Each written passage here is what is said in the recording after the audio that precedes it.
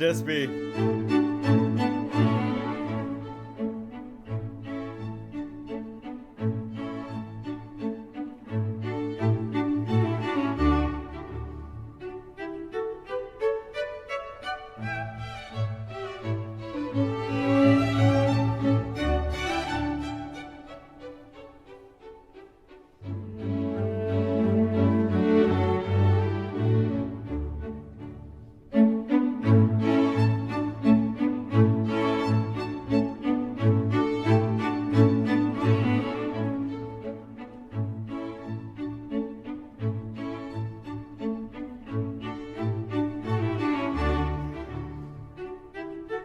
Welcome to Leaping Larry's Revolutionary Reading Theatre.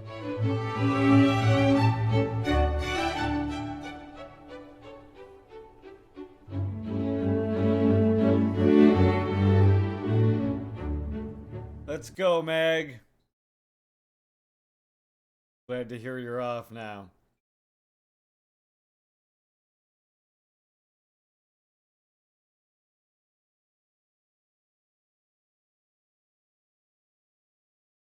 I typed this whole thing with my thumbs 10 minutes ago. Sorry, not sorry. But I'm fucking posting it anyway. Pod coffee machines that requires a blood test from a pin on that extends from the button to verify your loyalty to the company and check your credit card rating when it auto renews your mandatory subscription. Yeah, aren't you happy? You're not happy. Kroger's building this world, is what you're saying. You don't want this because that's what we're getting. Enjoy. Credit scores are taking on a whole new meaning when Kroger partners with Microsoft to install facial recognition that will identify customers that could then adjust prices for their individual profile.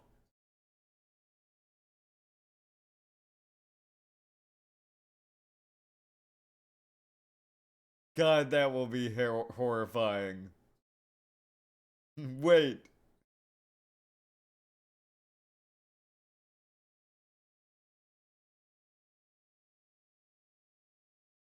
Frank had a good idea. What? What's Frank's good idea? Emotes forever? Why do I not see Frank's good idea?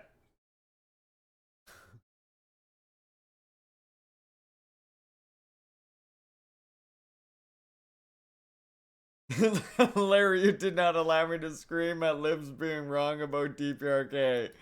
I know. Someone spent channel points to they spent the channel points to make it emotes only. Who has the cheapest price profile? We will be 3D printing mass of them for strips to Kroger. Oh yeah, there we go.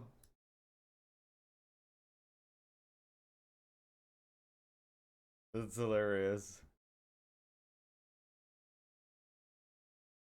All right, do we all get our chats up now? I'm gonna start our read here. We've got Domenico Losurdo, History and Critique of a Black Legend.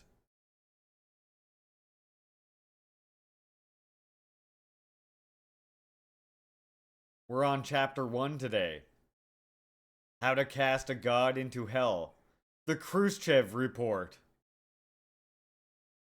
Quote, huge, grim, whimsical, morbid human monster, unquote.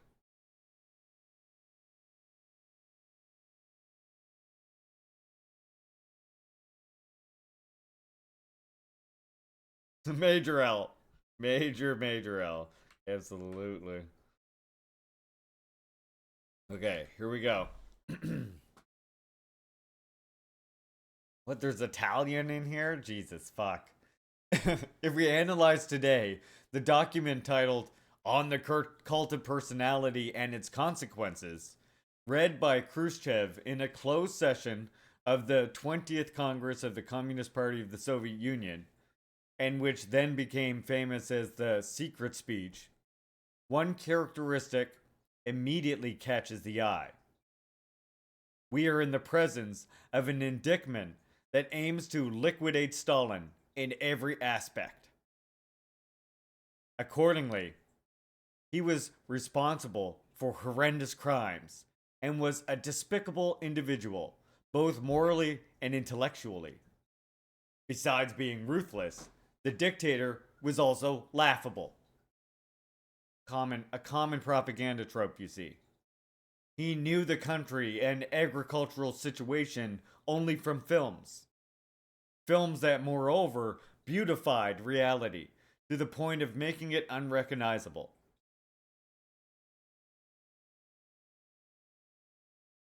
More than by a logic of politics, or realpolitik, the bloody repression he unleashed was dictated by personal whim and by pathological libido dominati, lust for power. Thus emerged the portrait, as Dutcher smugly observed in June 1956, dazzled by Khrushchev's revelations, and forgetting the respectful and at times admiring portrait of Stalin he had drawn 3 years earlier, of a, quote, huge, grim, whimsical, morbid human monster, unquote. The ruthless despot had been so unscrupulous that he was suspected of plotting the assassination of Kirov, the man who was, or who seemed to be, his best friend, in order to be able to accuse his real, potential, or imaginary opponents of this crime and liquidate them one by one.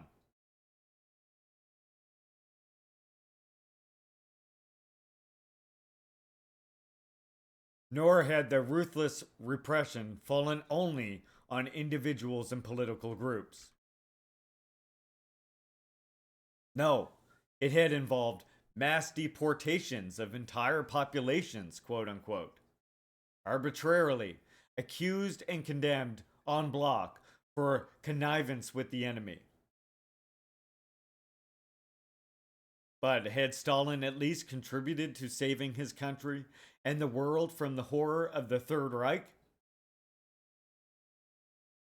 On the contrary, Khrushchev urged, the Great Patriotic War had been won in spite of the dictator's madness. It was only thanks to his lack of foresight, his obstinacy, the blind trust he had placed in Hitler, that the Third Reich troops had initially succeeded in breaking deep into Soviet territory, sowing death and destruction on an enormous scale.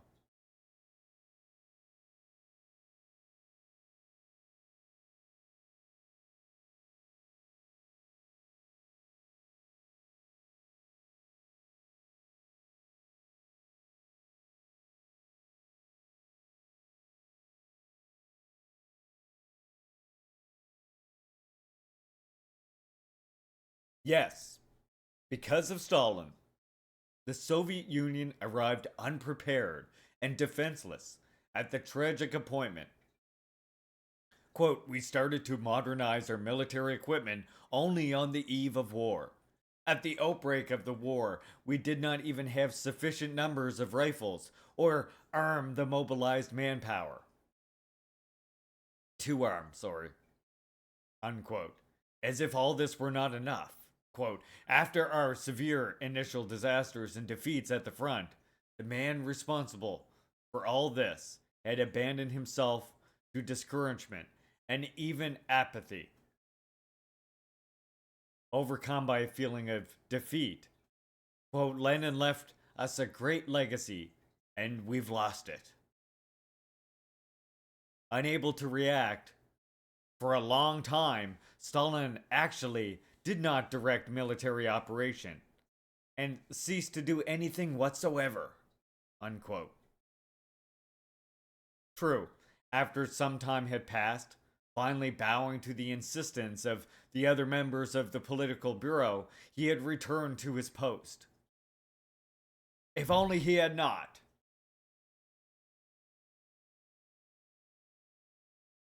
at the time when it faced a mortal threat. The man who had despotically ruled the Soviet Union had been such an incompetent dictator that he didn't know the basics of conducting battle operations.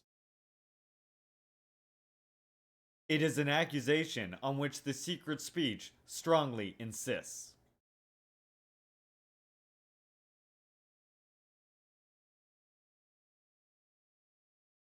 Communists do love red and gold, Julia.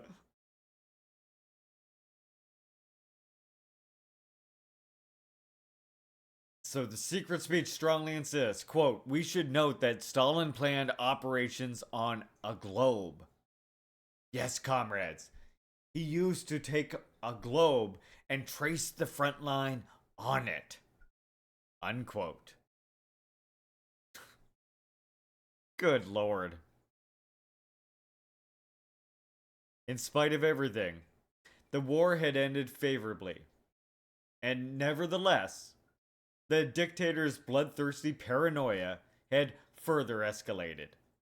At this point, one can consider the complete portrait of the morbid human monster that emerges, according to Ducher's observation, from the secret speech.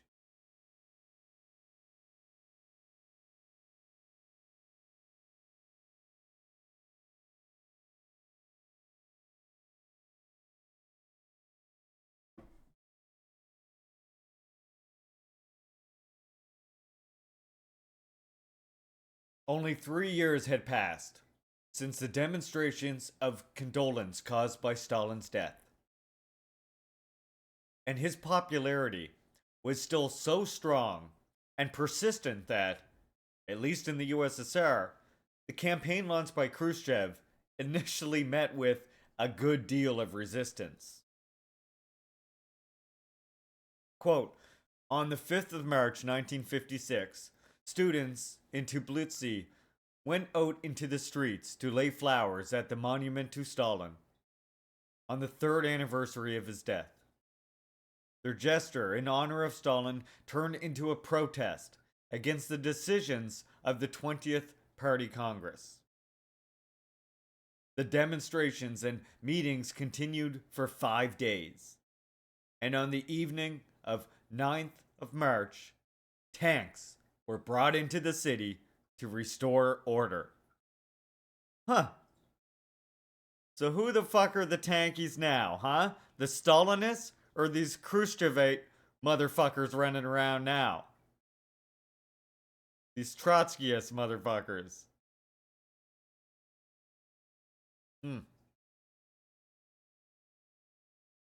Hey, March, welcome. I mean, we're still gonna need tanks, probably. Perhaps this explains the characteristics of the text we are examining. There was a bitter political struggle going on in the USSR and in the socialist camp. And the characterized portrait of Stalin served excellently to delegitimize the Stalinists, who might overshadow the new leader. The cult of personality, which until that moment had raged, did not allow more nuanced judgment. It was necessary to cast a god into hell.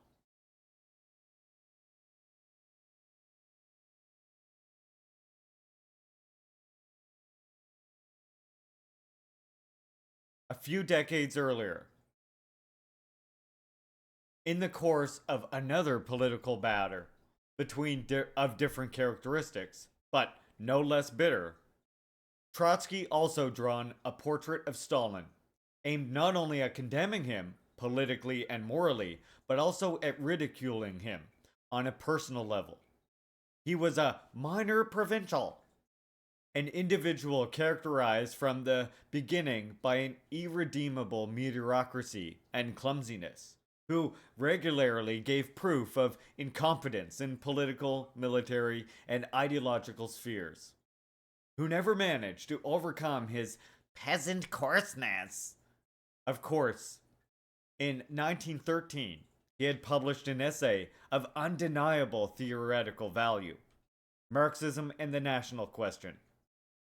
But the real author was Lenin, while their petitioner should be included in the category of usurpers of intellectual rights of the great revolutionary. There is no shortage of overlap between the two portraits. Khrushchev insinuated that the real instigator of the assassination of Kirov had been Stalin, while Trotsky accused or suspected Stalin of having hastened Lenin's death due to the former's, quote, Mongolian ferocity. Listen to the way this fucking guy talks. Trotsky. Not just his voice sound, but what he's saying. The secret speech blames Stalin for his cowardly fight from his responsibilities at the beginning of Hitler's aggression. But already on September 2nd, 1939, well in advance of Operation Barbarossa, Trotsky had written that the new aristocracy in power in Moscow was characterized by, among other things, its inability to wage war. The ruling caste in the Soviet Union was destined to assume the attitude proper to all doomed regimes after us the deluge.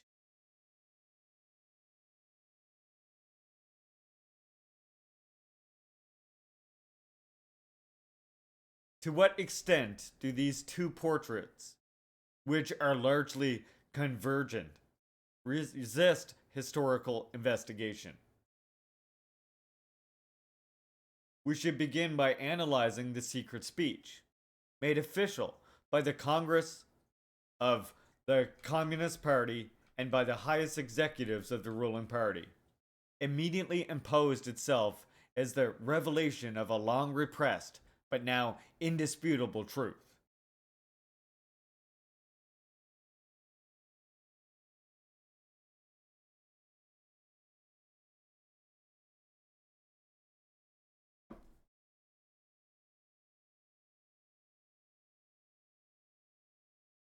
Cinnamon, yep.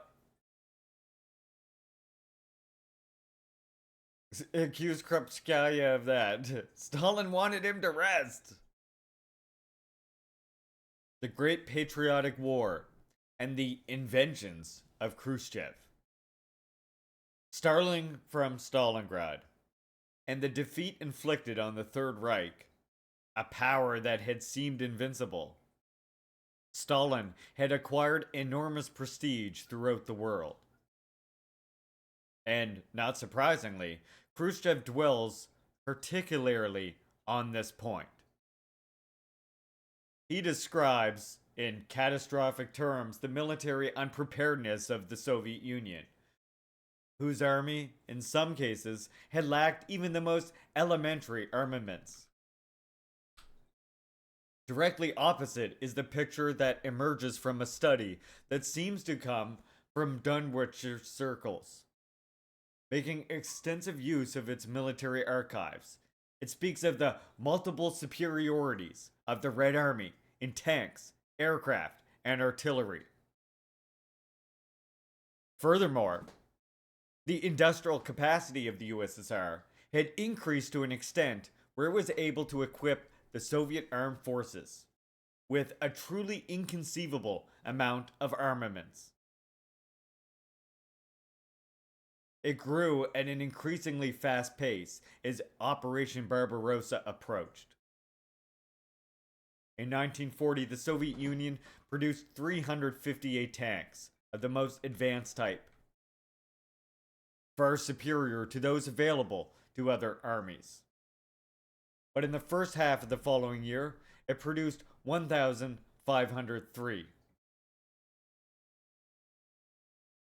The documents from the Russian archives show that, at least in the 2 years immediately preceding the aggression of the Third Reich, Stalin was literally obsessed with the problem of the quantitative increase and the qualitative improvement of the entire military apparatus.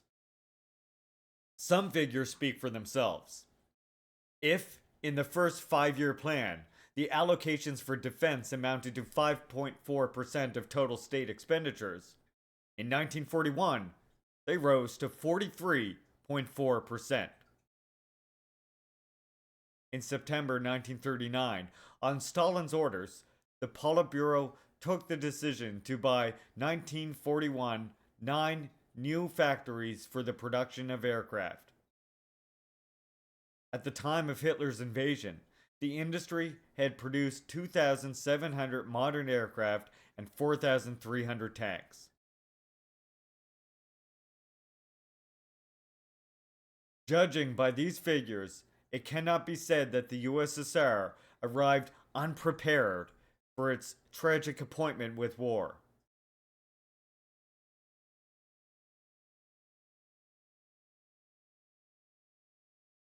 In fact, a decade ago, an American historian dealt a severe blow to the myth of the Soviet leader's collapse and escape from his responsibilities immediately after the beginning of the Nazi invasion. Quote, however shaken he was, Stalin had 11 hours of meetings with the party, state, and military leaders on the day of the attack, and he received visitors almost continuously for the next several days. Unquote. We now have at our disposal the register of visitors to Stalin's office in the Kremlin, discovered in the early 90s. It turns out that from the hours immediately following the attack, the Soviet leader engaged in a dense amount of meetings and initiatives to organize the resistance. These were days and nights characterized by activity that was strenuous, nevertheless conducted in an orderly manner. In any case, the whole episode, narrated by Khrushchev, is a complete fabrication. The story is false.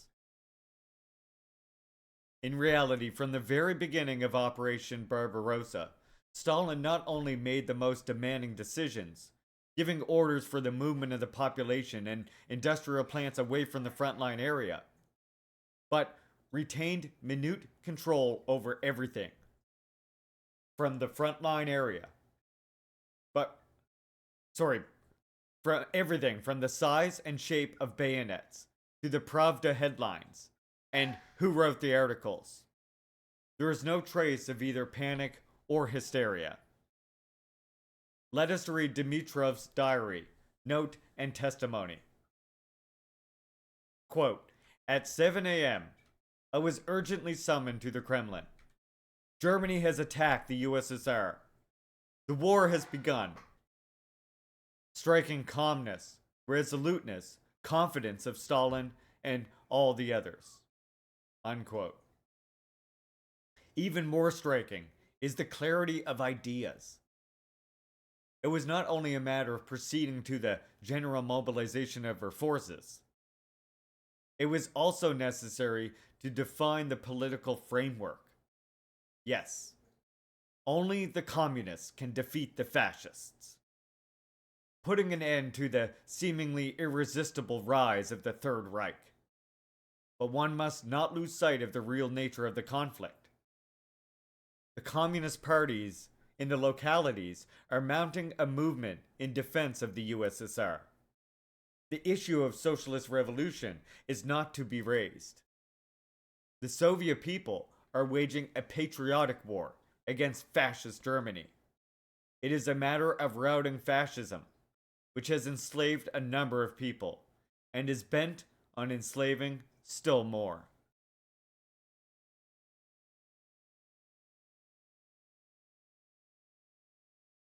Hey, Turning Worlds, welcome.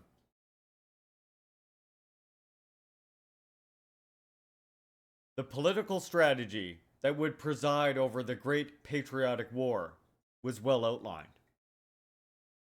Already a few months earlier, Stalin had stressed that the expansionism of the Third Reich was carried out under the banner of subjugation, with the aim of the submission of other people. These peoples must respond with just wars of resistance and national liberation. On the other hand, to those who scholastically counterposed patriotism and internationalism, the Communist International had already provided a response once again before Hitler's aggression, as is clear from Dimitrov's diary entry of May 12, 1941.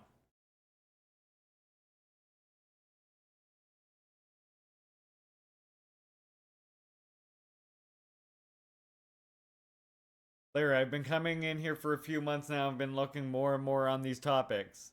Glad to hear that. So this is from Dimitra's diary right here. Quote, "We will have to develop the idea of combining a healthy, properly understood nationalism with proletarian internationalism.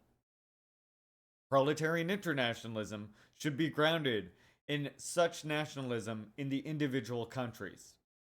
Between nationalism properly understood and proletarian internationalism, there can be no contradictions. Rootless cosmopolitanism that denies national feelings and the notion of a homeland has nothing in common with proletarian internationalism."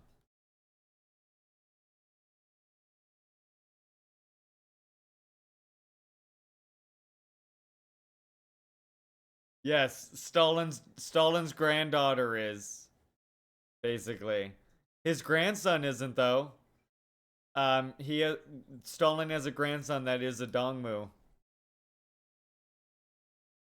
I used to have he used to be my Facebook friend, and he used to do like paintings and shit.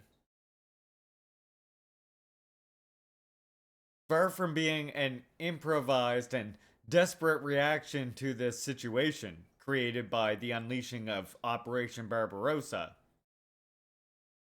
the strategy of the Great Patriotic War expressed a long matured and general theoretical orientation. Internationalism and the international cause of the emancipation of peoples were advancing concretely on the wave of the wars of national liberation, made necessary by Hitler's claim to resume and radicalize the colonial tradition, subjugating and enslaving first the supposedly servile races of Eastern Europe.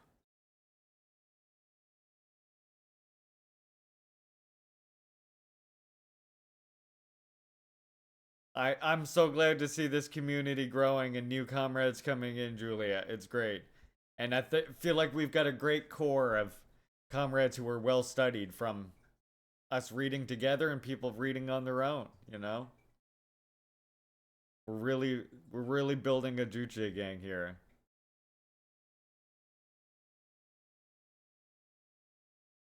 These are the reasons taken up by the speeches and declarations pronounced by Stalin in the course of the war. They constituted significant milestones in the clarification of Soviet military strategy and of its political objectives, and played an important role in strengthening popular morale. And they also assumed an international importance. Regarding a radio appeal of July 3rd, 1941, Goebbels observed with annoyance that it drew enormous admiration in England and the United States.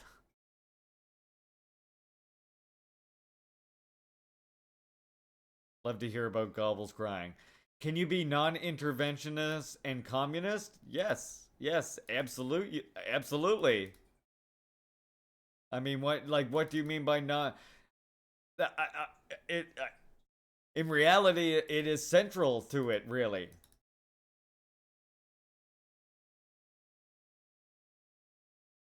There's a there's a thing right here.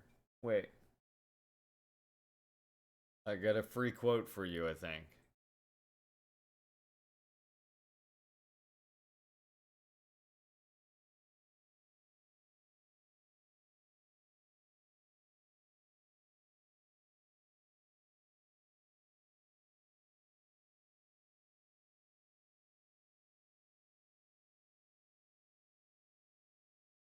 Yeah, I mean, I don't know what you mean by getting in each other's business, but that is absolutely like the correct line, in my opinion, for building revolution anyway. Look at this quote by Kim Il Sung, for example. The people are the masters of the revolution in each country. It is like putting the cart before the horse that foreigners carry out the revolution for them. The revolution can neither be exported nor imported. This is why we have. That's why your main goal, our main target has to be against imperialism. Because because imperialism relieves the pressure that allows those grassroots revolutionary movements more room, more ability to form and consolidate themselves, right?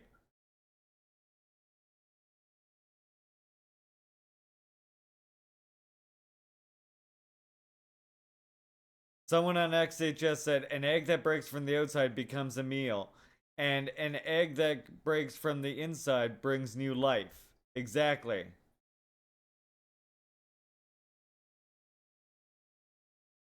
Like you can help revolutionary movements and you can give aid to revolutionary movements, right? But no, you can never force revolution on somebody. Genuine revolution can only come from the people in that country. And that's so important. You have solidarity. You support revolutionary movements when you can, of course, but but you can't produce revolution for them. You support the revolutionary forces that know how to build their own revolution with whatever aid some other force might give it. But yeah, no, you can't spread revolution. You can't do revolution for other people. That's where Trotsky nonsense is wrong.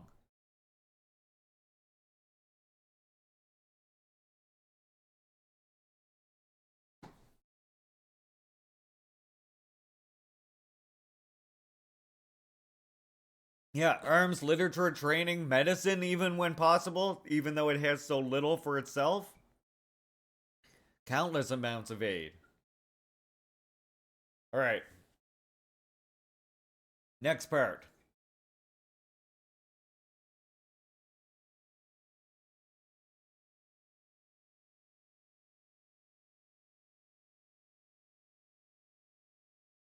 A series of disinformation campaigns and Operation Barbarossa. I did update the I did update the exclamation mark reading thing. So now when you type it, it links you to this as well.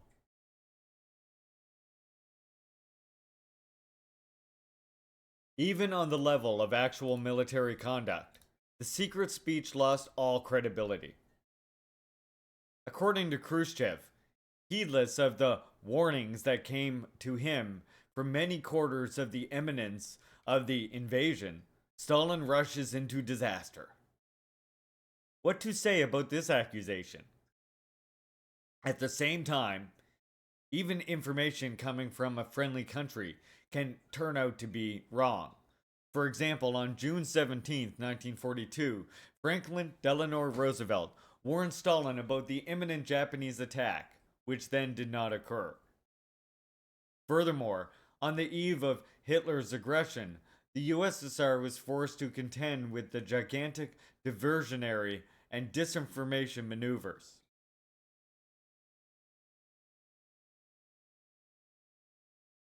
Chat can help you with that question. The Third Reich made a massive effort to make people believe that the massing of troops in the east was only meant to camouflage the imminent leap across the channel.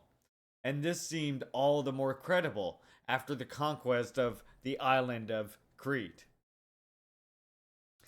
And so, yeah, depends on what context you're using it because it's used now. It's like National Bolshevik is used all different ways. It was an actual reactionary movement in USSR.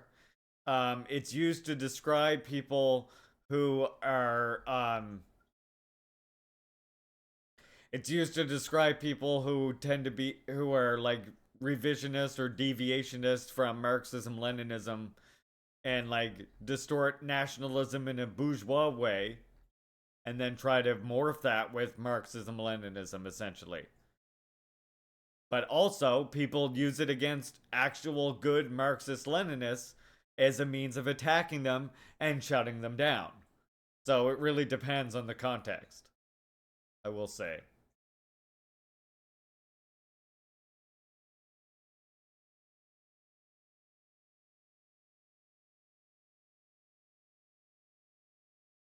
And yeah, it was actually a historical thing.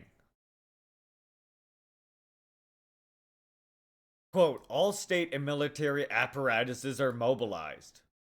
Goebbels smugly noted in his diary. May 31st, 1941. To stage the first great wave of camouflage of Operation Barbarossa. Thus, 14 divisions are transported westward. Moreover, all troops deployed on the Western Front are put on high alert. About 2 weeks later, the Berlin edition of Volksschleuer Beobachter published an article that pointed to the occupation of Crete as a model for the planned showdown with England. Shout out to Dave. A few hours later, the newspaper was seized in order to give the impression that a secret of great importance had been clumsily betrayed. 3 days later, June 14th, Goebbels notes in his diary, the English radios are already declaring our deployment against Russia, a bluff behind which we seek to hide our preparations for the invasion of England. In addition to this campaign of misinformation, Germany added another. Rumors were circulated that the military deployment in the East was intended to put pressure on the USSR, possibly with the use of an ultimatum, so that Stalin would agree to redefine the clauses of the German-Soviet Pact and commit himself to exporting in greater quantities the grain, oil, and coal that the Third Reich needed in a war that was not about to end. The aim was to make people believe that the crisis could be solved with new negotiations and some additional concessions from Moscow. This was the conclusion reached in Great Britain by the Army Intelligence Services and the military leadership, which still on May 22nd were in the War Cabinet. Hitler has not finally decided whether to obtain his wishes, the USSR, by persuasion or force of arms. On June 14th, Goebbels noted in his diary with satisfaction they still generally believe that it is a bluff or an attempt at blackmail.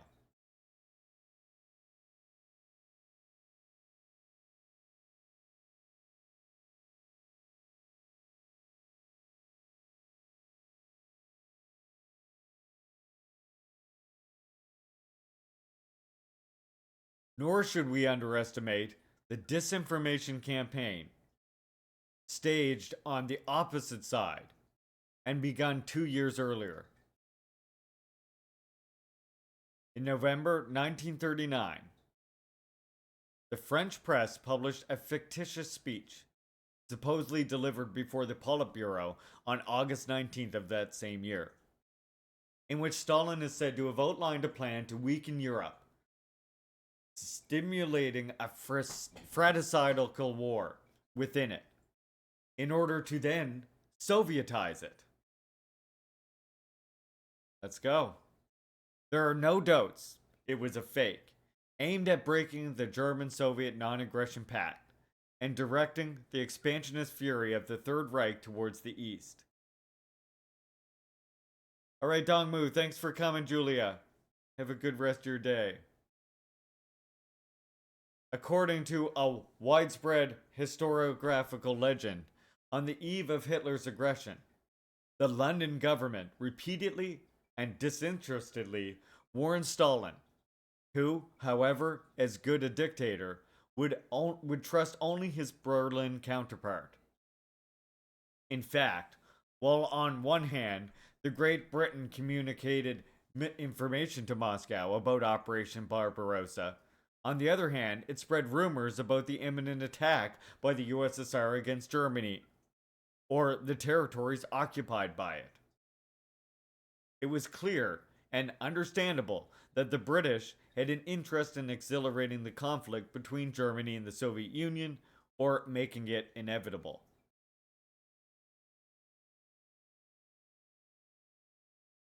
Yes, there is a Discord, Julia, right there. We have a ticket system for entering so no libs can get in.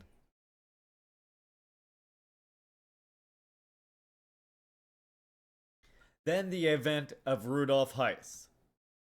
Mysterious flight to England intervened, clearly motivated by the hope of reconstituting the unity of the West in the fight against Bolshevism, thus giving concrete form to the program enunciated in Mein Kampf of alliance and solidarity of the Germanic peoples in their civilizing mission. Soviet agents abroad informed the Kremlin that the Nazi regime's second in command had taken the initiative in full agreement with the Fuhrer. Yeah, Larry. Sorry, Larry. Well, why am I saying my own name? Out of all my political stages, I was never a liberal. I mean, if you were a conservative, you were a liberal. From the point of view, like, if we're being like material, when we're being material, anyone who believed in the free market or anything like that, that's liberal. Or even if you unconsciously supported the free market or mixed economy or whatever it is, all of that stuff is like liberal, unless you're like, yeah, a monarchist conservative or something. Liberal doesn't just mean like the US version of liberal. Soviet agents abroad informed the Kremlin that the Nazis regime, second in command, had taken this initiative in full agreement with the Fuhrer. Prominent figures in the Third Reich continued until the end to support the thesis that Hess had acted on Hitler's encouragement.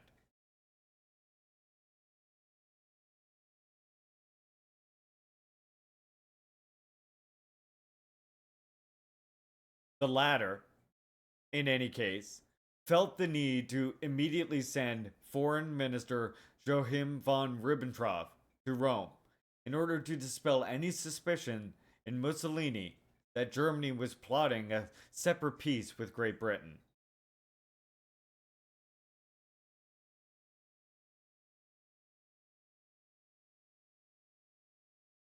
Obviously, the concern aroused in Moscow by this coup d'état is even greater, especially since the attitude of the British government further fueled it. It did not exploit the capture of the Deputy Fuhrer to make maximum propaganda capital out of Hess's capture, something Hitler and Goebbels both expected and feared. On the contrary, the interrogation of Hess, reported from London to Stalin by Ambassador Ivan Maskey, was entrusted to an appeasement policy advocate, while leaving the door open to an Anglo-Soviet rapprochement.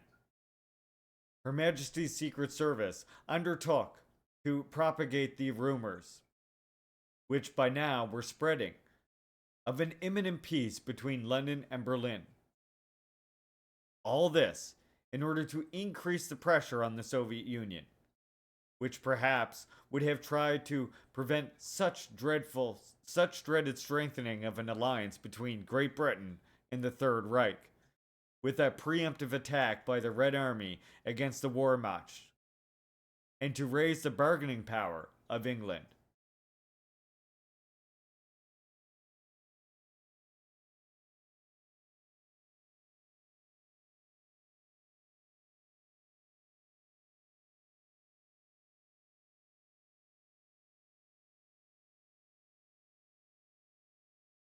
It is easy to understand that Kremlin's caution.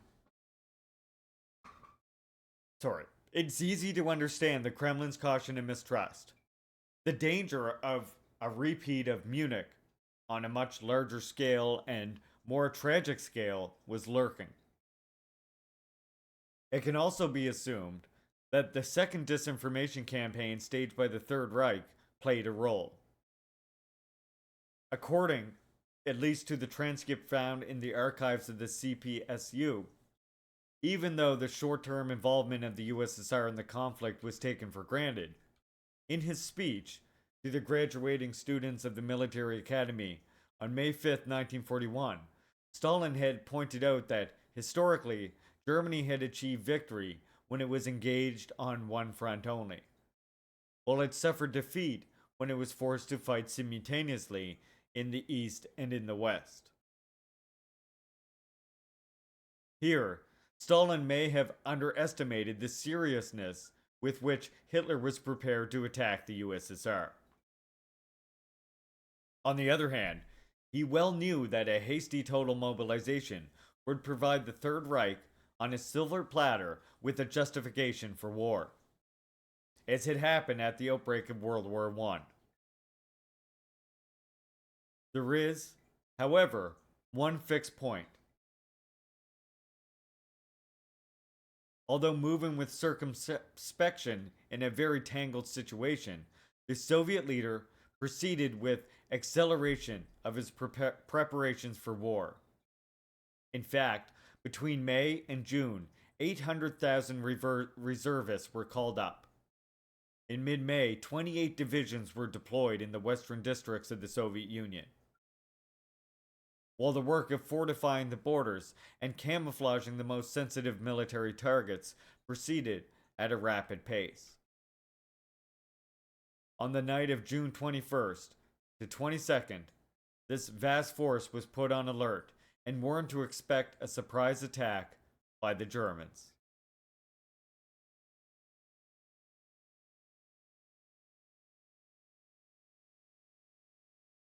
In order to discredit Stalin, Khrushchev insisted on the spectacular initial victories of the invading army, but glossed over the predictions made at the same time in the West. After the dismemberment of Czechoslovakia and the entry of the Wehrmacht into Prague, Lord Halifax had continued to reject the idea of rapprochement between England and the USSR by resorting to this argument. It made no sense to ally with a country whose armed forces were insignificant.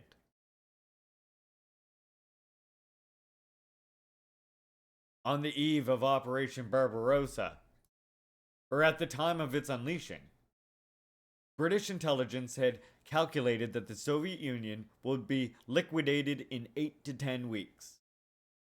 In turn, the advisors of the American Secretary of State, Henry L. Stimson, had predicted that on 23rd of June, that everything would be concluded in a period of time between 1 and 3 months. Moreover, the meteoric breakthrough of the Wehrmacht, a distinguished scholar of military history observes today, can be easily explained by geography.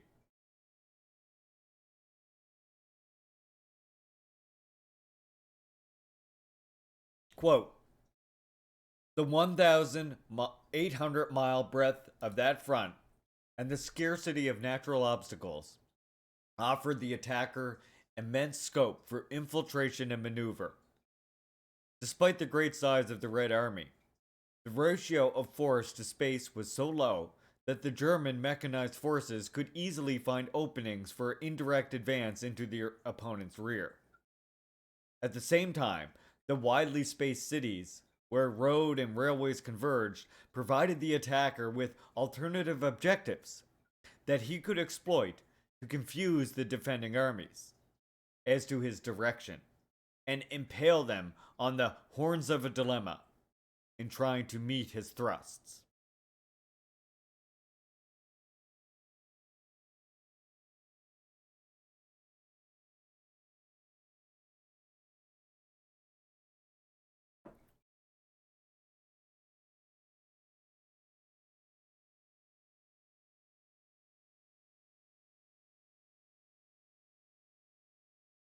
The rapid unraveling of the Blitzkrieg. One should not be dazzled by appearances.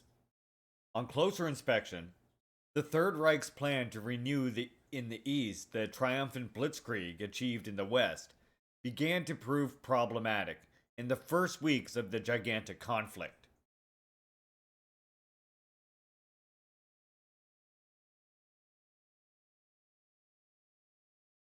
In this regard, the diaries of Joseph Goebbels are illuminating. On the immediate eve of the aggression, he underlined the irresistibility of the imminent German attack. Certainly the most powerful that history has ever known. No one could argue with the most powerful display in world history. And so, we have before a triumphal march unprecedented. I consider the military strength of the Russians very low. Possibly even lower than the Führer does. If there was ever an action with an assured outcome, it is this. Unquote. Oops. In reality, Hitler's self-assurance was not inferior. A few months earlier, with Bulgarian diplomat, he had referred to the Soviet army as no more than a joke. However, right from the start, the invaders ran into unpleasant surprises. On June 25th, during the first assault on Moscow, anti-air defense proved so effective that from then on the Luftwaffe was forced to limit itself to reduced range night attacks. 10 days of war were enough for the certainties of the eve of the conflict to fall into crisis. On July 2nd, Goebbels wrote in his diary, quote, "Overall, the fight is very hard and stubbornly. In no way can we speak of a rout. The Red regime has mobilized its people." Unquote. Events pressed on, and the mood of the Nazi leaders changed radically, as emerges again from Goebbels' diary. I'm going to quote a few long passages from Goebbels' diary now. Quote, July 24th. We cannot doubt the fact that the Bolshevik regime, which has existed for almost a quarter century, has left deep scars on the people of the Soviet Union. We should therefore clearly emphasize the hardness of the battle being waged on the East to the German people. This nation should be told that this operation is very difficult, but we can overcome it and get through.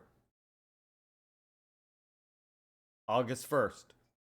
The headquarters of the Führer is also openly admitting that it had erred a little in the assessment of the Soviet military strength. The Bolsheviks are displaying more resistance than we had assumed. In particular, they have more material means at their disposal than we believed. August 19th. Privately, the Führer is very irritated with himself for having been deceived so much about the potential of the Bolsheviks by reports from German agents in the Soviet Union. In particular, his underestimation of the enemy's armored infantry and air force has created many problems.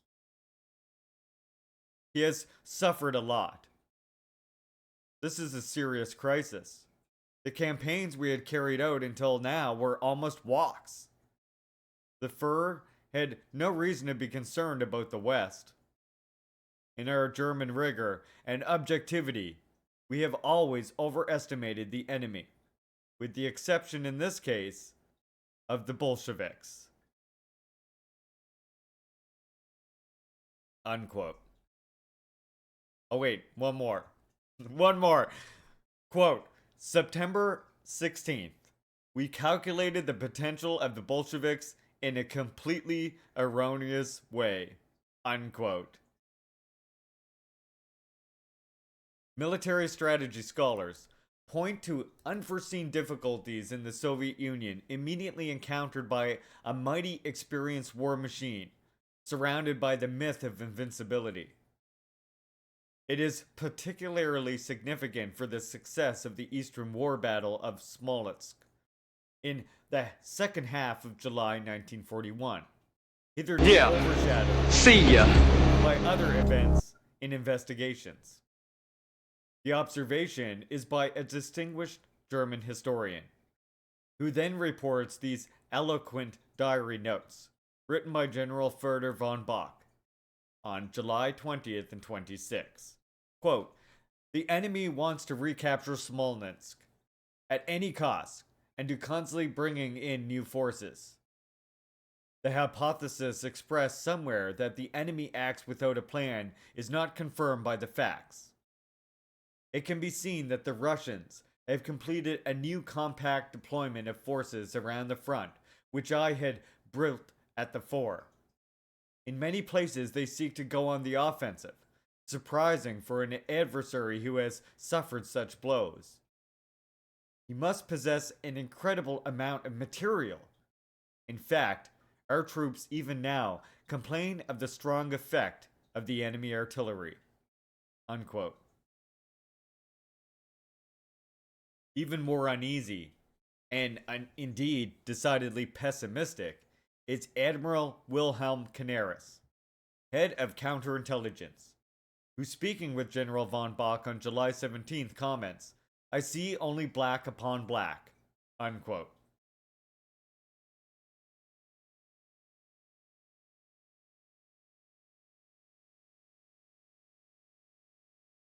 Not only was the Soviet, well, as long as you respect all of my rules in my chat, when you first click to chat and, you're a respectful person here, we're always happy to discuss and welcome members wanting to learn, even if they're not necessarily communists. Although we also do have a priority of making this a comfortable space for our comrades as well. It's a delicate line I walk.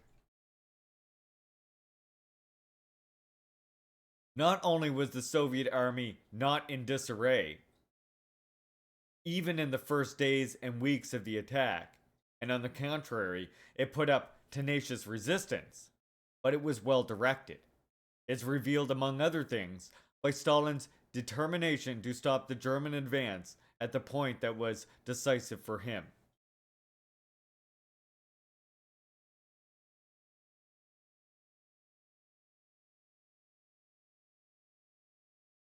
The results of this shrewd military guidance are also revealed at the diplomatic level. It was precisely because it was impressed by the stubborn clash in the Smolensk area that Japan, which was present there with observers, decided to reject the request of the Third Reich to participate in the war against the Soviet Union. The analysis of the proudly anti-communist German historian is fully confirmed by Russian scholars in the wake of the Khrushchev report, who distinguished themselves as champions of the fight against Stalinism. Quote, "The German blitzkrieg plans had already been wrecked by mid-July."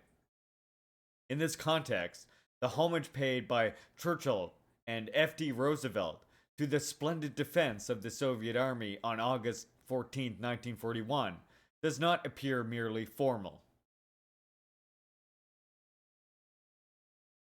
Even outside diplomatic and government circles, in Great Britain, a diary entry by Beatrice Webb informs us ordinary citizens, and even those with conservative leanings, show lively interest in the surprising courage and initiative and magnificent equipment of the Red Armed Forces, the one and only sovereign state that has been able to stand up to the almost mythical might of Hitler's Germany.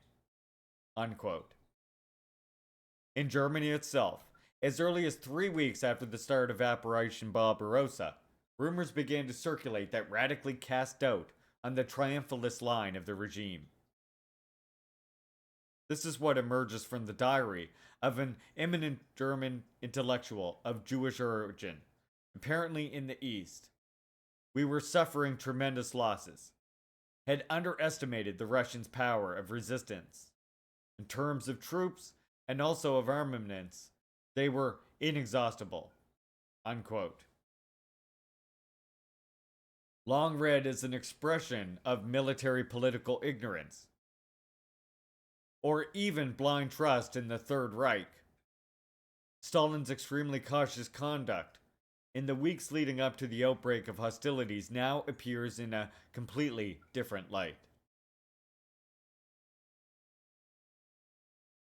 Quote, the relatively open concentration of Wehrmacht forces along the Soviet border, the violations of Soviet airspace, the numerous other provocations had only a single purpose: to draw the main forces of the Red Army as close to the border as possible.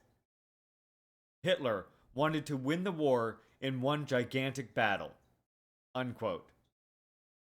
I can answer you that when I'm done, but I mean, I became a communist because I'm tired of seeing all of this oppression. I want a better world for my children and everybody else's children. I want an end to colonial imperial oppression and violence. In other words, I'm a communist because I'm a good person. Even valiant generals felt attracted by the trap and, in anticipation of the enemy's eruption, pressed for a massive movement of troops to the frontier. Later, having seen the strategic plans of the architects of Operation Barbarossa, Marshal Georgy K. Kurov recognized the wisdom of the line adopted by Stalin. Hitler's command was counting on us, bringing our forces up to the border with the intention of surrounding and destroying them. In fact, in the month leading up to the invasion of USSR, discussing with his generals, the Führer observed, problem of Russian space. The infinite range of space requires a concentration at decisive points. Later, when Operation Barbarossa had already begun, he further clarified his thoughts in a conversation. In the history of the world, there have only been 3 battles of annihilation so far: Cannae, Sedan, Tannenberg. We can be proud of the fact that 2 of them were fought victoriously by German armies. However, for Germany and the third and greatest decisive battle of encirclement and annihilation coveted by Hitler was increasingly elusive. A week later, Hitler is forced to acknowledge that Operation Barbarossa had seriously underestimated the enemy. Quote, the Russian military preparation must be considered fantastic. Unquote. Transparent here is the gambler's desire to justify the failure of his predictions. And, however, the already mentioned English scholar of military strategy comes to a similar conclusion. The reason for the defeat of the French lies not in quantity or quality of equipment, but in their theory. Moreover, the Army's overly advanced deployment acts ruinously, largely coasting away its strategic flexibility. A similar error was also committed by Poland, but dressed by national pride and military overconfidence. None of this occurs in the Soviet Union.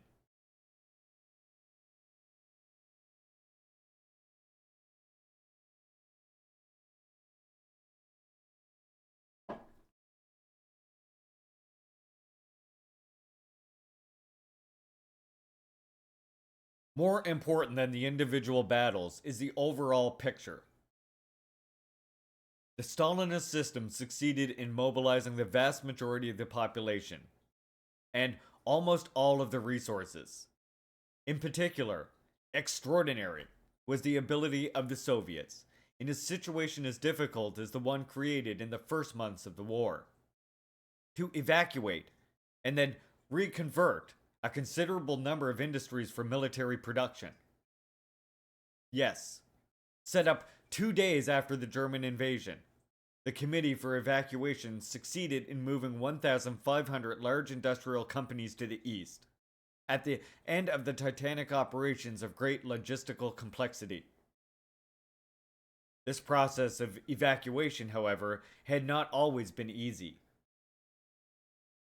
Moreover, this process of dislocation had already begun in the weeks or months preceding Hitler's aggression, further confirming the fanciful nature of the accusation launched by Khrushchev. There is more. The Soviet ruling group had in some way guessed the modalities of the war, which was looming on the horizon, already at the moment in which it had promoted the industrialization of the country. With a radical change from the previous situation, it had identified a focal point in Asiatic Russia, far away and sheltered from the presumptive aggressors. In fact, Stalin had insisted on this repeatedly and vigorously. On January 31st, 1931, he called for creating of a new technically well-equipped industries in the Urals, in Siberia, in Kazakhstan. A few years later, a report pronounced on January 26, 1934,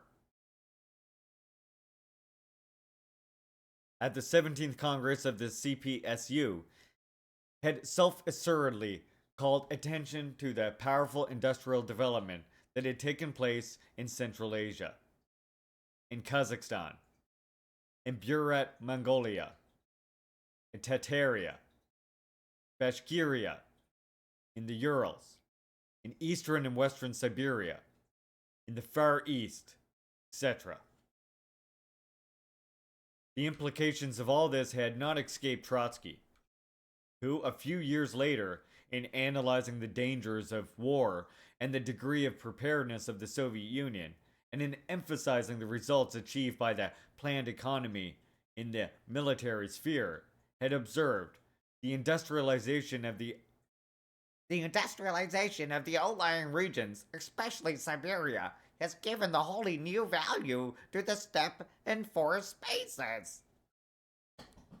Only now did the great space take on the full value and make the blitzkrieg strategy traditionally desired and prepared for by the German General Staff more problematic than ever. It was precisely in the area of the industrial apparatus built up in anticipation of the war that the Third Reich was forced to record its bitterest surprises, as emerged from two of Hitler's comments. November 29th, 1941, quote, "How can such a primitive people manage such technical achievements in such a short time?" And August 26, 1942, quote, "With regard to Russia, it is incontestable that Stalin has raised living standards. The Russian people were not being starved at the time of the start of Operation Barbarossa. Overall, we must recognize that workshops of this scale of Hermann Göring work have been built where 2 years ago there were only unknown villages. We are discovering railway lines that are not on the maps." Unquote. At this point, I would like to give the floor to three very different scholars, one Russian and the other two Westerners. The first, who at one time directed the Soviet Institute of Military History, and who shared the militant anti-Stalinism of the Gorbachev years, seems inspired by the intention to resume and radicalize the indictment of the Khrushchev report. And yet, from the very results of his research, he feels compelled to formulate a much more nuanced judgment. Without being a specialist, and much less the genius depicted by official propaganda, already in the years preceding the outbreak of war. Stalin was intensely concerned with the problems of defense, the defense industry, and the war economy as a whole. Yes, on a strictly military level. Only through trial and error, including serious examples of the latter, and thanks to the hard practice of everyday military life, did he gradually learn the principles of strategy. In other areas, however, his thinking turns out to be more developed than that of many Soviet military leaders.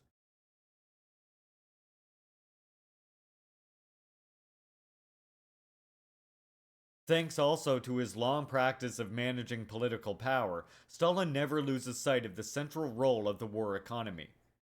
And he contributes to strengthening the resistance of the USSR by transferring the war industries inward. It is almost impossible to overestimate the importance of this endeavor. Finally, the Soviet leader paid great attention to the political moral dimension of war.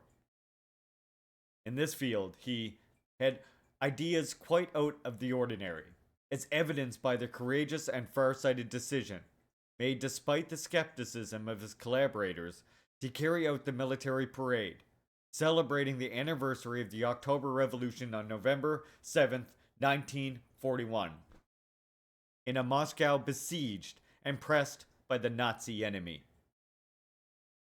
In summary, it can be said that compared to the career militarily and the circle of his collaborators in general, Stalin testifies to a more universal thought.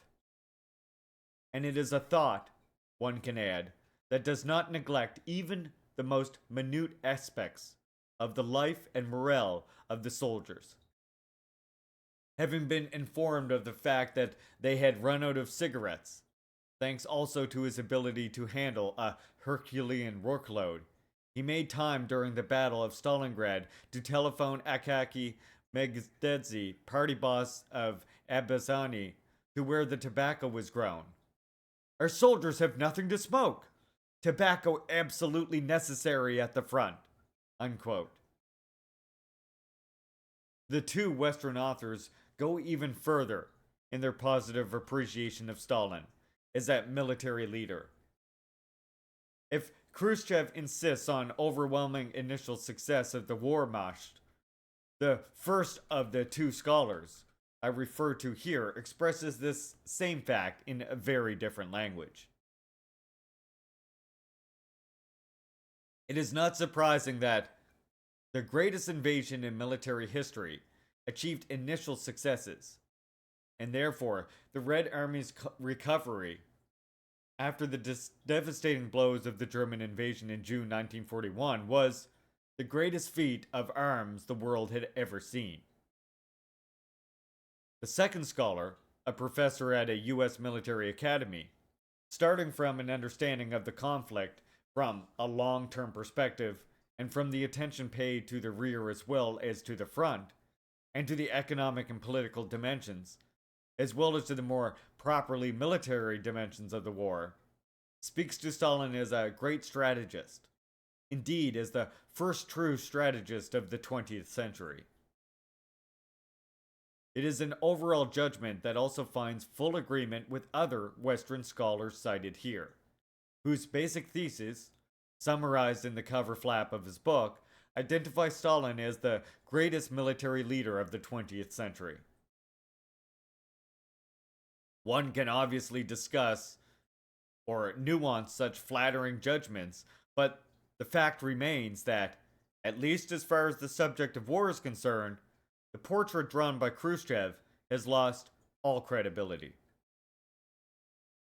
All the more so since, at the time of the ordeal, the USSR revealed itself to be very well prepared. Also, from another essential point of view.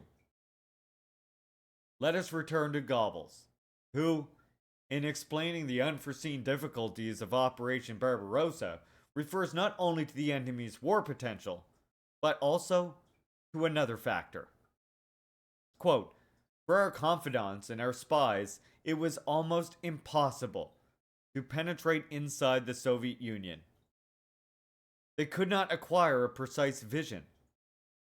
The Bolsheviks had worked directly to deceive us. Of a number of weapons they possessed, especially heavy weapons, we were unable to learn anything clearly. Exactly the opposite occurred in France, where we knew practically everything and could not have been surprised at all. Unquote. The lack of common sense and the mass deportations of entire populations.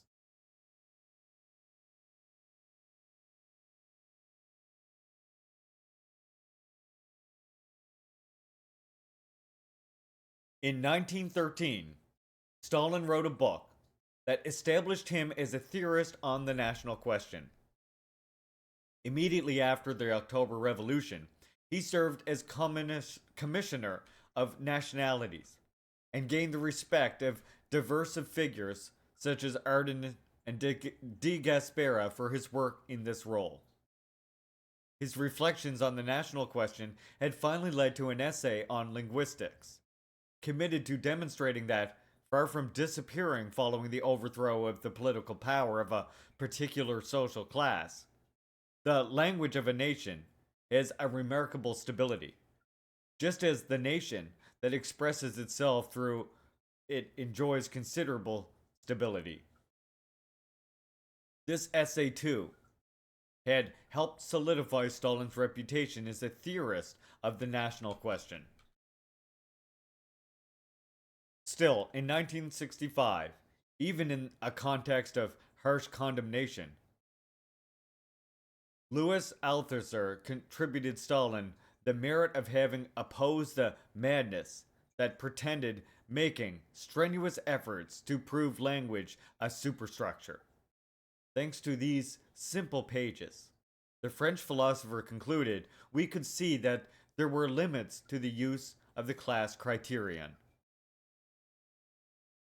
The desecration liquidation in which Khrushchev engaged in 1956 therefore made a point of targeting, in order to ridicule Stalin's reputation as a theorist and politician who had devoted particular attention to the national question.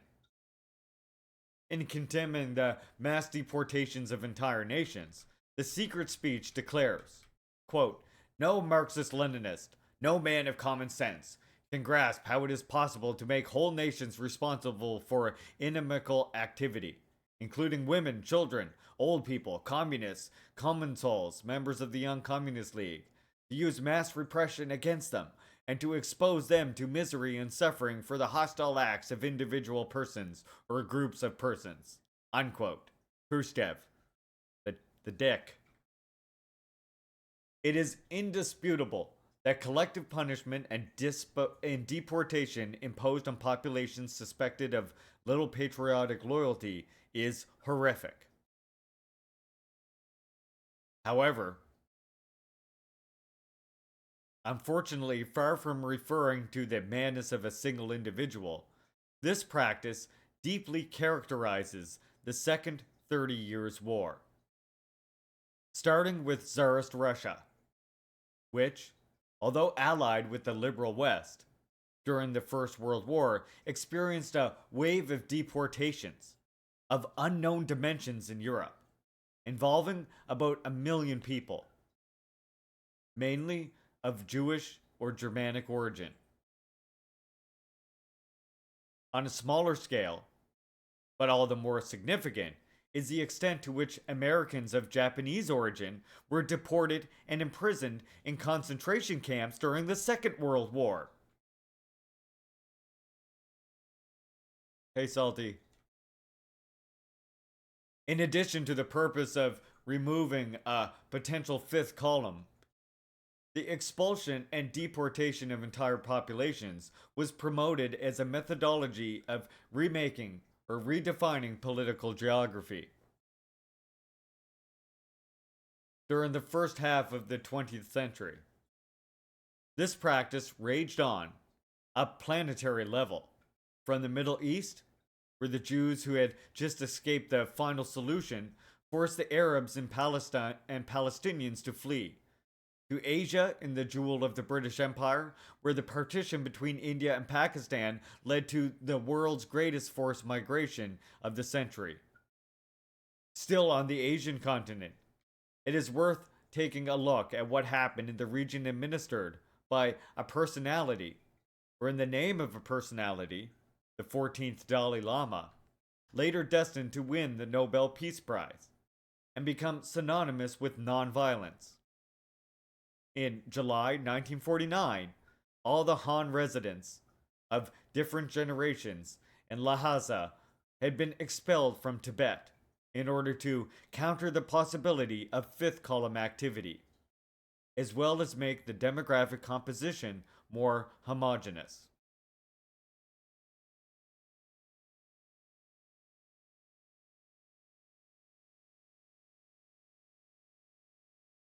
We are dealing with a practice not only implemented in the most diverse geographic and political cultural areas, but in those decades also explicitly advocated for and theorized by important figures. In 1938, David Ben-Gurion, the future founding father of Israel, declared, "I support compulsory transfer of Palestinian Arabs. I don't see anything immoral in it," unquote. Indeed, he would consistently adhere to and enact that program 10 years later. But here, it is necessary to focus attention primarily on Central and Eastern Europe, where a tragedy occurred that had been removed from memory, but is among the greatest of the 20th century. In all, some 16.5 million Germans were forced to leave their homes, and 2.5 million did not survive this gigantic ethnic cleansing or counter-cleansing operation. In this case, it is possible to make a direct comparison between Stalin on the one hand and Western or pro-Western statesmen on the other. What attitude did the latter take in such circumstances? We always analyze this first from a historiography that cannot be suspected of indulgence towards the Soviet Union. Quote, "It was the British government that from 1942 pushed the general transfer of population from the East German territories and the Sudetenland further than anyone else was Undersecretary of State Sargent, who called for an investigation, quote, whether Britons should encourage the transfer of Germans from East Prussia and Upper Silesia to Siberia," unquote. Speaking in the House of Commons on December 15, 1944, on the planned transference of several million Germans, Churchill clarified his thoughts thus: For expulsion is the method which, so far as we have been able to see, will be most satisfactory and lasting. There will be no mixture of populations to cause endless trouble, as had been the case in Alsace-Lorraine. A clean sweep will be made. I'm not ashamed by the prospect of a disentanglement of populations, nor even by these large transferences, which are more possible in modern condition than they ever were before," unquote.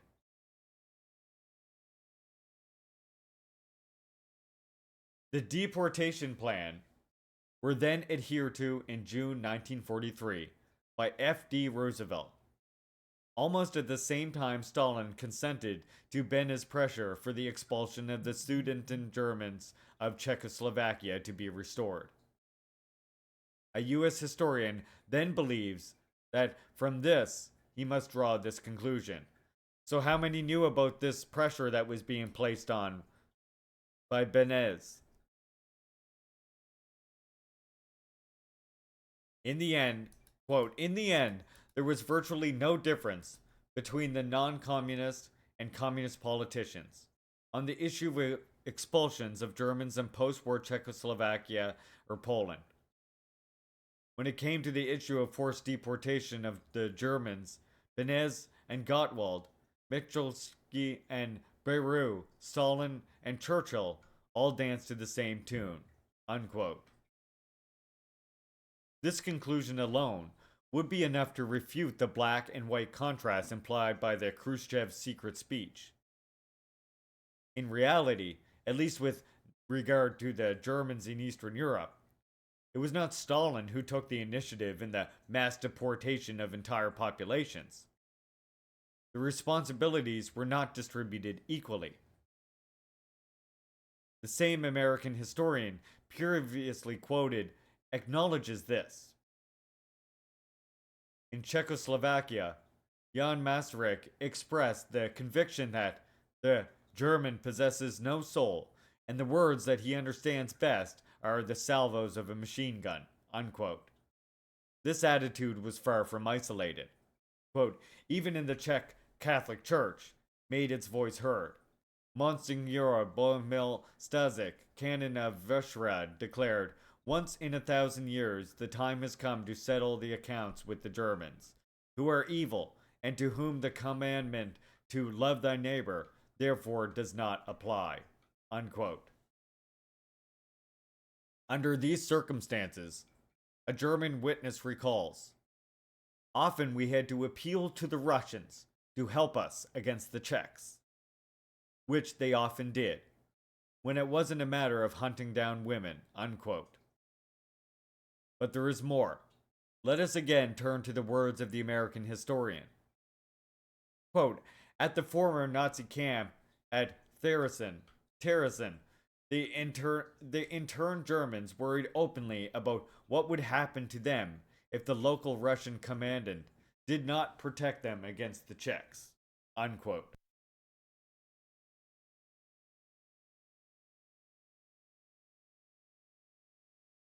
A secret Soviet report sent to Moscow to the Central Committee of the Communist Party reported on the pleas addressed to the Soviet troops to stay. Quote, if the Red Army leaves, we are finished. We now see the manifestations of hatred for the Germans. They, the Czechs, don't kill them, but torment them like livestock. The Czechs look at them like cattle. Unquote. In fact, continues the historian, the horrible treatment at the hands of the Czechs led to despair and hopelessness. According to Czech statistics, in 1946 alone, 5,558 Germans committed suicide. Unquote. Something similar happened in Poland. In conclusion, quote, the Germans considered Soviet military personnel much more humane and responsible than the native Czechs or Poles. Russians occasionally fed hungry German children, while the Czechs let them starve. Soviet troops would occasionally give the weary Germans a ride on their vehicles during their long treks out of the country, while Czechs looked on with contempt or indifference. The US historian speaks of Czechs or Poles in general, but not quite correctly, as evident from his own account. Quote, the Czechoslovak communists, and other communists as well, found themselves in a difficult position when it came to the question of expelling the Germans. During the war, the communist position articulated by Georgy Dimitrov in Moscow was that those Germans responsible for the war and its crimes should be tried and sentenced, while the German workers and peasants should be re-educated. Unquote. In fact, in Czechoslovakia, it was the communists who put an end to the persecution of the few remaining ethnic minorities after they seized power in February 1948. Unquote. Contrary to Khrushchev's insinuations, in comparison to bourgeois leaders of Western and Central Eastern Europe, at least in this case, it was Stalin and the communist movement he had led that proved to be less lacking in common sense. This does not happen by chance. While at the end of the war, F.D. Roosevelt declares to be more bloodthirsty than ever towards the German, unquote, for the atrocities committed by them, and even goes on so far as to entertain for some time the idea of castration of such a perverse people. Stalin's attitude is quite different. Immediately after the unleashing of Operation Barbarossa, he declares that the Soviet resistance can count on the support of, quote, all the best men in Germany, and even of the German people, which is enslaved by the Hitlerite misrulers, unquote. Particularly solemn is the stance taken in August 1942. Quote, it would be ludicrous to identify Hitler's clique with the German people, with the German state. The experience of history indicates that Hitler's come and go, but the German people and the German state remain. The strength of the Red Army lies, finally, in the fact that it does not and cannot feel racial hatred for other people, including the German people. That it has been trained in the spirit of equality of all peoples and races, in the spirit of respect for the rights of all peoples. Unquote. Even an inflexible anti-communist, such as Ernst Nolte, is forced to recognize that the attitude taken by the Soviet Union towards the German people does not present those racist overtones, sometimes found in Western powers. To conclude on this point, if not equally distributed, the lack of common sense was widespread among political leaders of the 20th century. Up to this point, I have dealt with deportations caused by war and the danger of war, or rather by the remaking or redefining of political geography. At least until the 1940s. In the United States, deportations continued to rage from urban centers that wanted to be, as the signs placed at the entrances warned, for whites only. In addition to African Americans, Mexicans, reclassified as non-white according to a 1930 census, are also affected. Quote, thousands of workers and their families, including many Americans of Mexican origin, are deported to Mexico. The measures of expulsion and deportation from cities intended to be only for whites or only for Caucasians do not even spare Jews. The secret speech portrays Stalin as a tyrant, so lacking in a sense of reality that, in taking collective measures against certain ethnic groups, he did not hesitate to strike at the innocent and at his own party comrades. It makes one think of the story of the German exiles, mostly declared enemies of Hitler, who immediately after the outbreak of the war with Germany are locked up en bloc in French concentration camps. But there is no point in seeking an effort at comparative analysis in Khrushchev's speech. The speech aims at upending two motifs, which up to that moment were widespread not only in official propaganda, but also in international publicity and public opinion. The great leader, who had contributed in a decisive way to the annihilation of the Third Reich, is thus transformed into a ruinous amateur who can hardly orient himself on the world map. The eminent theorist of the national question in this very field proves to be devoid of the most elementary common sense. The recognitions paid to Stalin up to that moment are all put on the account of a cult of personality that now we have to liquidate once and for all. The cult of personality in Russia, from Kerensky to Stalin. Last part.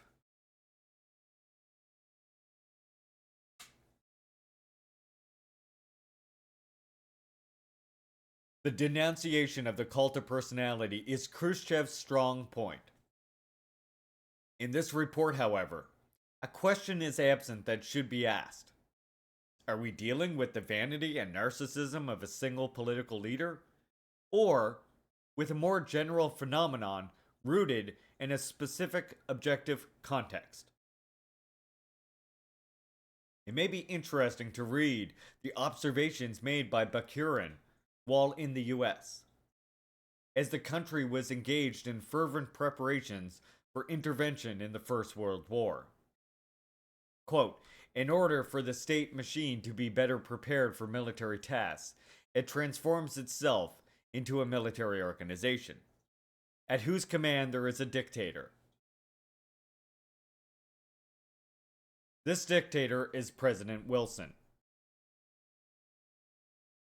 He has been granted exceptional powers. He has almost absolute power, and attempts are made to install in the people servile feelings for the great president, as in ancient Byzantium, where they had deified their monarch. Unquote. In situations of acute crisis, the personalization of power tends to be intertwined with the transfiguration of a leader who holds it. When he sets foot in France in December 1918, the victorious American president is hailed as the savior, and his 14 points are compared to the Sermon on the Mount. Especially thought-provoking are the political processes occurring in the United States in the period from the Great Crisis to the World War II. Having ascended to the presidency with the promise of remedying the varying worrying economic and social situation, F.D. Roosevelt was elected for 4 consecutive terms, even though he died at the beginning of the 4th. A unique case in the history of his country. Beyond the long duration of this presidency, the exceptions and hopes surrounding it are also out of the ordinary. Authoritative personalities call for a national dictator and invite the new president to show all his energy. Quote, become tyrant, despot, a real monarch. In a world war, we took our constitution, wrapped it up, and laid it on the shelf, and left it there until it was over. Unquote. The permanence of the state of exception demands that we not be jammed with excessive legal scruples. The nation's new leader is called to be, and is already being called, a providential person, or, in the words of Cardinal O'Connell, a God-sent man. People on the street, somebody type exclamation mark God, please. People on the street write and address F.D. Roosevelt in even more emphatic terms, declaring that they look to him almost as they look to God, and hope to one day place him in the halls of immortals beside Jesus. Invited to behave like a dictator and a man of providence, the new president makes ample use of his executive power on the first day or in the first hours of his mandate. Sound familiar? In his inaugural message, he demands broad executive power, as great as the power that would be given to me if we were in fact invaded by a foreign foe. With the outbreak of hostilities in Europe, even before Pearl Harbor, F.D. Roosevelt began on his own initiative to drag the country into the war on England's side. Later, with an executive order issued in a sovereign manner, he imposed the imprisonment in concentration camps of all American citizens of Japanese origin, including women and children. This is a presidency that, if on the other hand enjoys widespread popular devotion, on the other hand raises cries of totalitarian danger. This occurred on the occasion of the Great Crisis, when the indictment was pronounced by former President Hoover, and especially in the months preceding the intervention in World War II, when Senator Burton K. Wheeler accused F.D. Roosevelt of exercising dictatorial power and promoting a totalitarian form of government. Unquote. At least from the perspective of the president's opponents, totalitarianism and cult of personality had crossed the Atlantic. Of course, the phenomenon we are investigating here, the personalization of power and the cult of personality connected to it, only appeared in embryonic form in the North American Republic. Protected by the ocean from any attempt at invasion, and with a political tradition quite different from that of Russia behind it. It is in that country that attention must be focused. Let's see what happens between February and October 1917, before the Bolsheviks come to power. Driven by his personal vanity, but also by the desire to stabilize the situation, we find Kerensky beginning, quote, to model himself on Napoleon. While he reviewed the troops, he even wore his right arm in a sling. All the while, a bust of the French emperor stood on his desk at the Ministry of War, unquote. The results of this mise en scène were not long in coming. Poems that paid homage to Kerensky as a new Napoleon flourished. On the eve of the summer offensive, which should have raised the fortunes of the Russian army, the cult reserved for Kerensky, in certain restricted circles, reaches its peak. Quote, everywhere he was hailed as a hero. Soldiers carried him shoulder high, pelted him with flowers, and threw themselves at his feet. An English nurse watched in amazement as they kissed him, his uniform, his car, and the ground on which he walked. Many of them were on their knees praying. Others were weeping. Unquote. As you can see, it does not make much sense to attribute Stalin's narcissism, as Khrushchev does, the exalted form that the cult of personality takes in the USSR from a certain point onwards. In fact, when Kaganovich proposes to him to replace the term Marxism-Leninism with that of Marxism-Leninism-Stalinism, the leader, to whom such homage is addressed, responds, quote, how can you compare a dick to a watchtower? Unquote. At least when compared to Kerensky, Stalin appears more modest. This is confirmed by the attitude he assumed at the conclusion of the war. That was actually won, and not only in his imagination. As in the case of the Menshevik leader, with a fondness for Napoleonic poses. You heard me. Immediately after the victory parade, a group of marshals contacted Molotov and Malenkov. They proposed to solemnize the triumph achieved during the Great Patriotic War, conferring the title of the Hero of the Soviet Union to Stalin, who, however, declined the offer. The Soviet leader also avoided rhetorical emphasis at the Potsdam Conference.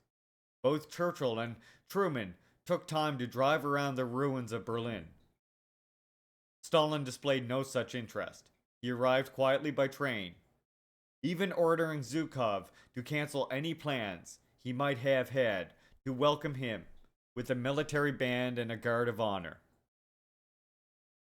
4 years later, on the eve of his 70th birthday, a conversation takes place in the Kremlin that is worth reporting. Quote, he, Stalin, summons Malenkov and admonishes him, quote, don't get it into your head to honor me with a star again. Unquote. But, Comrade Stalin, such an anniversary, the people would not understand. Unquote. Quote, I do not appeal to the people. I have no intention of quarreling. No personal initiative. Do you understand me? Unquote. Quote, of course, Stalin. Of course, Comrade Stalin. But the members of the Politburo are of the opinion, Stalin interrupts Malenkov and declares that the matter is closed. Hey, babe. Well, I'm glad that you were listening from work. Love you. Everybody say hi to my wife, the only VIP in chat. Soda Tie Monster. Of course, it can be said that the circumstances reported here, political calculation plays a more or less large role, and it would be very strange if it did not. It is a fact, however, that personal vanity does not take over. Much less does it gain the upper hand when vital political or military decisions are at stake. During the Second World War, Stalin invited his interlocutors to express themselves without mincing words. He had lively discussions and even argued with Molotov, who in turn, while taking care not to question the hierarchy, continued to stand by his opinion. Judging by the testimony of Admiral Nikolai Khrushchev, the supreme leader, quote, even liked people who had their own point of view and weren't afraid to stand up for it, unquote. Interested as he was in pointing to Stalin as the one responsible for all the catastrophes that befell the USSR, far from dismissing the cult of personality, Khrushchev limited himself to transforming it into a negative cult. His view remains that in principio erat, Stalin, in the beginning there was Stalin. Even when dealing with the most tragic chapter in the history of the Soviet Union, the terror and the bloody purges which raged on a large scale and in no way spared the Communist Party, the secret speech has no doubts. It is a horror to be attributed almost exclusively to an individual thirsting for power and possessed by a bloody paranoia.